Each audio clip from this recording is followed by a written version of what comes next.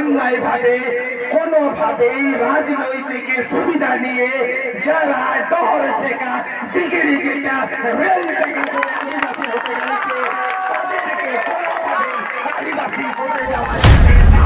আমাদের লোকসভায় যে সমস্ত আদিবাসী প্রতিনিধিরা আছে পশ্চিমবঙ্গে 18 জন এমএলএ আর 2 জন এমপি, ঘাসফুল থেকে পদ্মফুল, আমাদের আদিবাসীদের কথা বলার জন্য রিজার্ভেশন সিটে তাদেরকে বিধানসভায় আর লোকসভায় পাঠানো হয়েছে। ওইখানকার এসি ঘরে নরম চেয়ারে বসার জন্য অন্যায় ভাবে অসৎ ভাবে এসটি হতে চাইছে তাদের বিরুদ্ধে সেই 18 জন এমএলএ আর 2 জন এমপির স্ট্যান্ড জানতে চায় পশ্চিমবঙ্গের আদিবাসী সমাজ। আপনাদের অন্যায় ভাবে যে ভূমিরা আদিবাসী হতে চাইছে, সিআরআই রিপোর্ট বারবার দিল্লি থেকে ধাক্কা খেয়ে আসছে, তবুও ছুঁচ হয়ে ফাইল হতে চাইছে অন্যায় ভাবে অসৎ ভাবে রাজনৈতিক সুবিধা নিয়ে একটা জাতি যখন এসটি তালিকাভুক্ত হতে চাইছে। আপনারা সেই 18 জন এমএলএ এবং 2 জন এমপি আপনাদের স্ট্যান্ড পরিষ্কার করুন। আপনারা কি চান তারা আদিবাসী হোক? আমাদের হাতেও কিন্তু ক্ষমতা আছে, একটা সময় সেই ক্ষমতা আছে।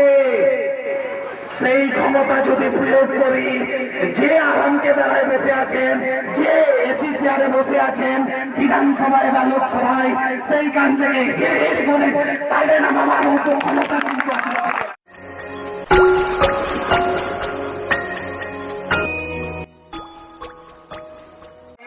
আমরা যদি যারা অন্যায় ভাবে রাজনীতির সুবিধা নিয়ে আদিবাসী তালিকাভুক্ত হতে চাইছে তাদের বিরুদ্ধে যদি রুখে না দাঁড়াই, তাহলে আমাদের এই ছোট ছোট ভাই বোনেরা, ছোট ছোট বাচ্চা কাচ্চারা ওদের ভবিষ্যতে ভিক্ষার বাটি হতে হবে তাদের। এই দায়টা আপনার আমার। আমরা যারা এখন বড় হয়েছি, যারা এখন আমরা তাদের গার্জেন, আপনারা বুঝুন, আপনারা বোঝার চেষ্টা করুন যে পরবর্তী প্রজন্ম কতটা ভয়ঙ্কর সংকটের মুখের দিকে যাচ্ছে।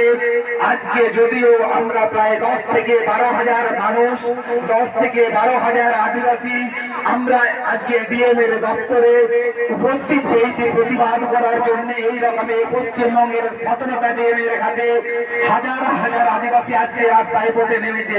কিসের জন্য? একটাই দাবি, অন্যায় ভাবে কোনোভাবেই রাজনৈতিক সুবিধা নিয়ে যারা ডর শেখা জিগিরি যেটা রেল টেকা করে আদিবাসী হতে গেছে তাদেরকে কোনোভাবেই আদিবাসী হতে দেওয়া যাবে না।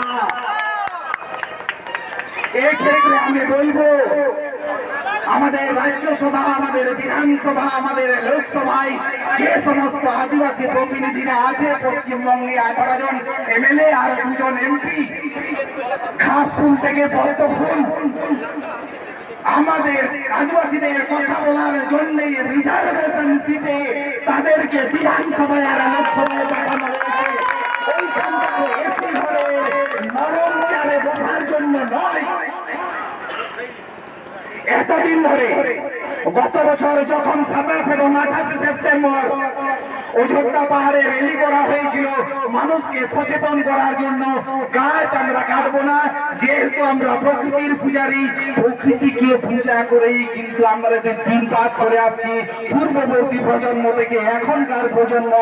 সেই গাছ যদি কেটে নেওয়া হয়, আপনারা যদি তথ্য দেখেন, যখন আমাদের বামফ্রন্ট জমানা শুরু হতে যাচ্ছে অর্থাৎ 1977 সাল, তখন আমাদের পুরুলিয়া জেলার গর্ব অযোধ্যা পাহাড় ভারতবর্ষের টোটাল অক্সিজেন প্রোডাকশনের 7% প্রোডাকশন করার ক্ষমতা ছিল। সেই ক্ষমতা আজকে 1 থেকে 1.5% নেমে এসেছে। যদি 3-3টে প্রজেক্ট হয়, সেইখান থেকে প্রায় এক একটা প্রজেক্টে 8 থেকে 10টা গ্রামের মানুষকে বিতরণ করা হয়। সবাই কিন্তু তারা আদিবাসী। এই আদিবাসীদের জন্য যদি না লড়ি, তাহলে কিন্তু আমাদের অস্তিত্ব আরো বেশি সংকটের মুখে দিকে যাবে।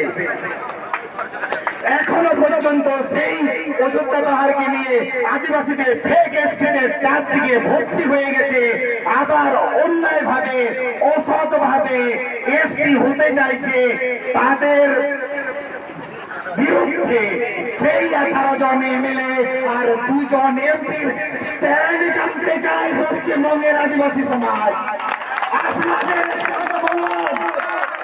অন্যায় ভাবে যে ভূমিরা আদিবাসী হতে চাইছে, 2004 সালে বিহার বিধানসভায় যখন বিহার বিধানসভা থেকে পাঠানো হলো দিল্লিতে, 2014 সালে যখন ঝাড়খণ্ড বিধানসভা থেকে 2015 থেকে পাঠানো হলো দিল্লিতে, 2017 সালে পশ্চিমবঙ্গ থেকে পাঠানো হলো দিল্লিতে, প্রতিবার সিআরআই রিপোর্ট বারবার দিল্লি থেকে ধাক্কা খেয়ে আসছে, তবুও ছুঁচ হয়ে ফাইল হতে চাইছে অন্যায় ভাবে অসৎ ভাবে রাজনৈতিক সুবিধা নিয়ে একটা জাতি যখন এসটি তালিকাভুক্ত হতে চাইছে।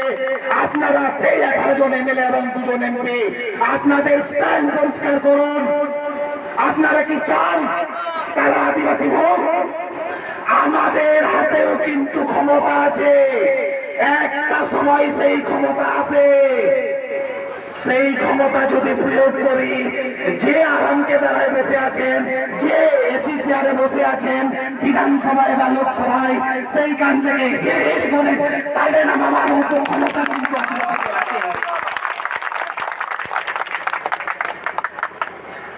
এই একতা অটুট থাকবে। অদূর ভবিষ্যতে আরো কঠিনতম সংগ্রামের দিকে যেতে হতে পারে, যেটা আমি মাঝ রাস্তায় ছেড়ে এলাম। 27 থেকে 28 সেপ্টেম্বর গত বছর 2021 সালে যখন বন কাটা যাবে না, বন কাটবো না গণচেতনা র্যালি যখন করেছিলাম, 29 সেপ্টেম্বর বাঘমুন্ডি পুলিশ 6 জনের নামে কেস দিল, তার মধ্যে আমি একজন। দোষটা কি করেছি? মানুষকে বলেছি গাছটা কাটা যাবে না, গাছ আমাদের যা দেয় অন্য কেউ তা দিতে পারবে না। দোষটা আমাদের এটাই। আমরা যদি বনের গাছটা কাটতাম তাহলে হয়তো কেসটা কাটতাম নাই। তাছাড়া দুর্গা বিট থেকে সেদিনকার সাদা চন্দন গাছ বিটের ভিতর থেকে চুরি করে নিয়ে যেতে পারে। আরে নিজের বিটের অফিসের ভিতর থেকে গাছ যদি চুরি হয়, সেই অকর্মণ্য বন দপ্তরের হাতে তুলে দেওয়া আছে আমাদের স্বাধীন অযোধ্যা রক্ষার দায়িত্ব। আরে চোর তো তারাই। বন দপ্তর তৈরি হওয়ার পরে সব থেকে বেশি বন ধ্বংস হয়েছে। ভারতবর্ষটা যখন স্বাধীন হয় 35 মোট জমির 35% বন ছিল।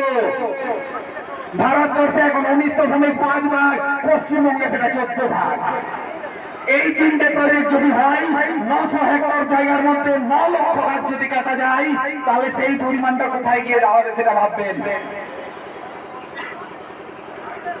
সব থেকে বড় কথা, আমাদের শুধু আমাদের পুরুলিয়া জেলায় নয়, আমাদের পশ্চিমবঙ্গে এই 18টা এমএলএ এবং 2 জন এমপি, আমাদের যে সংগঠন পশ্চিমবঙ্গ আদিবাসী কল্যাণ সমিতি বা যে সমস্ত অন্যান্য গণসংগঠন আজকে উপস্থিত হয়েছেন, তাদের সমস্ত কর্মকর্তাদেরকে বলবো, চলুন আমরা প্রত্যেকটা জনপ্রতিনিধির কাছে জবাব চাইবো, তাদের বাড়ি ঘেরাও করবো, তাদের অফিস ঘেরাও করবো।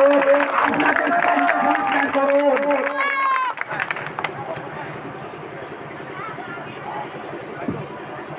আপনারা কি চান? যদি না চান, পরিষ্কার সংবাদ মাধ্যমের মধ্যে খুব দ্রুত বিবৃতি দেবেন, এই আশা রাখবো। এবং এই আদিবাসী একতা অটুট থাকবে, আমি আশা রাখবো। শেষে আবার জোহার জানিয়ে শেষ করার আগে বলবো, আদিবাসী একতা জিন্দাবাদ, আদিবাসী একতা জিন্দাবাদ।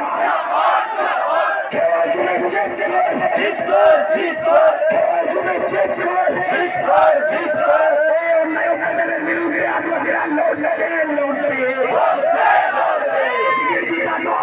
আদিবাসী চাই না, যাবে না,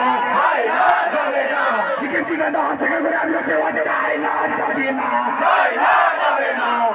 সবাইকে ফুল গোলাপ জোহার। প্রকৃতি বাঁচাও আদিবাসী বাঁচাও মঞ্চ, অযোধ্যা পাহাড় থেকে বাকি সমস্ত গণসংগঠন এবং কর্মকর্তা এবং উপস্থিত আমাদের সমস্ত আদিবাসী ভাই বোন, দাদা দিদি এবং আমার থেকে বড়দের পক্ষ থেকে আমাকে অনেক অনেক অভিনন্দন এবং জয়। যদি কোনো কিছু ভুল করে বলে থেকে আবেগের বসে ক্ষমা করে দেবেন।